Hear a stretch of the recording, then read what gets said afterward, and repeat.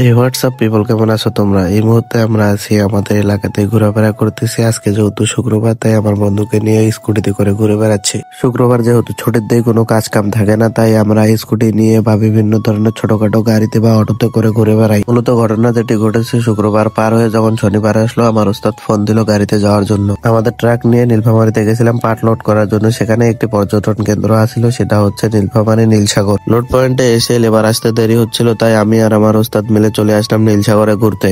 আর আপনাদের মাঝে তুলে ধরবো নীলসাগরের আশপাশটা কেমন এবং পরিবেশটা কিরকম, ভিতরে কি কি আছে।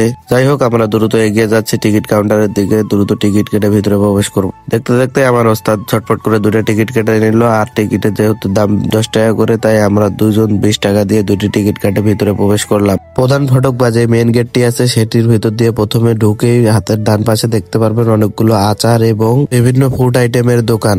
ভিতরে প্রবেশ করে আমরা দেরি করলাম না, মূল যে স্থানটি আছে বা পুকুরটি আছে, সেই পুকুর পাড়ের উদ্দেশ্যে রওনা দিয়েছে। আর আমার ওস্তাদ আমার আগে আগে হেঁটে যাচ্ছে। অবশেষে আমরা মেন স্থানটিতে চলে আসলাম। এটি হচ্ছে সেই নীলসাগর পুকুর পাড়। এটির ভিতরে আসলে কোনো কিছুই নেই। এটির ভিতরে ছোট বাচ্চাদের শিশু পার্কের মতো পাড়ি দিয়ে অনেক কিছু আছে। চারিদিকে পুকুরের পাড়ে বাঁধ আছে, সেই বাঁধের মধ্যে অনেক গাছগাছালি রয়েছে।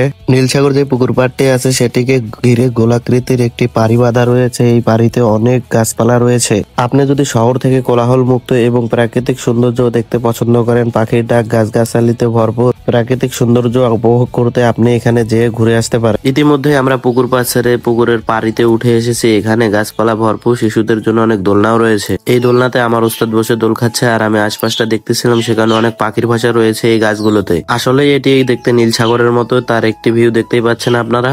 আর এই পাড়ির নিচ দিয়ে একটি রাস্তা রয়েছে গোল করে পুকুরের চারিদিকে। আর আমরা এখানে একটি মজার জিনিস পেয়েছি, এখানে অনেক আমলকি গাছ রয়েছে। আমরা হেঁটে হেঁটে আমলকি কুড়ালাম এবং সেগুলো খেলাম। দুজনে হাতের মধ্যে অনেকগুলো আমলকি কুড়িয়ে নিয়েছে এবং খেতে খেতে এই পুকুর পাড়টি যে বাঁধ আছে, বাঁধের চারিদিকে ঘুরতে শুরু করলাম। এই পুকুরটি ঘুরে এবং রাউন্ড দিতে আমাদের বেশ আধা ঘন্টার মতো সময় লাগলো। এই পুকুর পাড়টি মূলত ব্রিটিশ আমলে তৈরি হয়েছে। ব্রিটিশরা যখন এই দেশে নীল চাষ করতো, তখন এই পুকুর পাড়টি তৈরি করা হয়েছে। এটির আশেপাশে অনেক প্রাচীন ঘরবাড়িও রয়েছে, এগুলো আজ মাটির সঙ্গে মিশে গেছে, তার ধ্বংসাবশেষ রয়ে গেছে। আমি আপনাদেরকে এখন দেখাবো পুকুর পাড়ের পানিগুলো কত পরিষ্কার। এই পুকুরের পানিগুলো অনেক পরিষ্কার পরিচ্ছন্ন, শুধু নীলই আছে, যার কারণে পানিগুলো নীল নীল বা সবুজের মতো দেখা যায়। যার একটি উদাহরণ আপনারা এখন দেখতে পাচ্ছেন। পানি অনেক পরিষ্কার, কিন্তু নীলই রয়েছে, যার কারণে নীল এবং সবুজ বর্ণ আকার ধারণ করেছে। এই নীল পানি এবং পুকুরটি ঘুরে দেখতে দেখতে আমাদের বেশ কিছুক্ষণ সময় চলে গেল, প্রায় 2 ঘন্টার মতো। আমরা যেহেতু আমাদের গাড়িটিকে লোড পয়েন্টে লাগিয়ে দিয়ে এসেছি, তাই আমরা বেশি দেরি করব না। আর সামনেই দেখতে পাচ্ছেন এই পুকুরের অনেকগুলো ঘাট রয়েছে। আপাতত যে পুকুরটি আপনারা দেখতে পাচ্ছেন বা নীলসাগর পুকুর নামে পরিচিত, সেটিতে কিন্তু প্রচুর পরিমাণ মাছ চাষ করা হয়। তার ভিতরে একটি মজার কাণ্ড ঘটে গেল। আমার ওস্তাদ শিশু পার্কে গিয়ে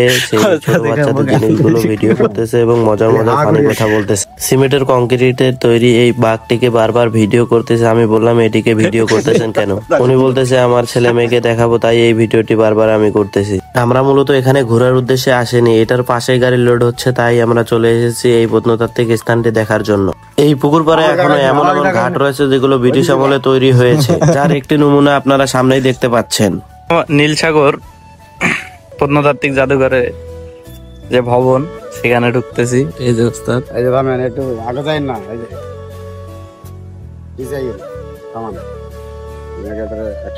আর এই যে নীলসাগর যে পুকুর পাড়টি আছে, ওইটা ওইদিকে।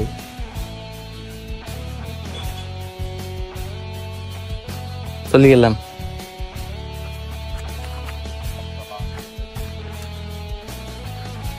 এটা হলো প্রত্নতাত্ত্বিক জাদুঘর।